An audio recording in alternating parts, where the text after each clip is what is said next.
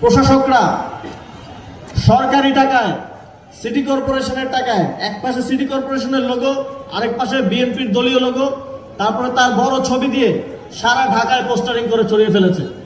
এদিকেও আশেপাশে পোস্টার খুঁজলে পাওয়া যাবে। সরকারি টাকায়, সিটি কর্পোরেশনের তহবিলের টাকায় নিজের নির্বাচনী প্রচারণা করে, এটা কিসের গণতন্ত্র? আমরা জাতীয় নাগরিক পার্টির পক্ষ থেকে স্পষ্টভাবে দাবি করেছি, কোন প্রশাসক, যাদেরকে প্রশাসক দেওয়া হয়েছে, কেউ স্থানীয় সরকার নির্বাচনে অংশগ্রহণ করতে পারবে না। যদি তারা স্থানীয় সরকার নির্বাচনে অংশগ্রহণ করে, এই নির্বাচনটা আবারও একটা প্রশ্নবিদ্ধ নির্বাচন হয়ে থেকে যাবে।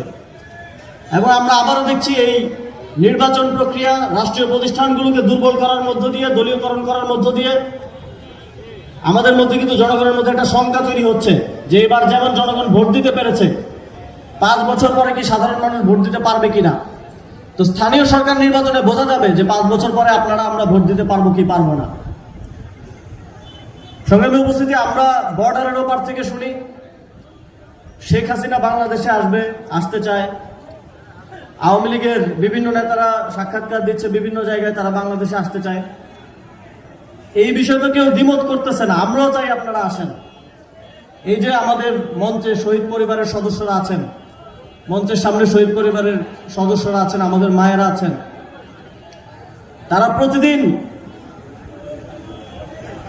আল্লাহর কাছে দোয়া করেন যে তাদের সন্তানের হত্যার জন্য যারা দায়ী, তাদের যেন বিচার নিশ্চিত হয়।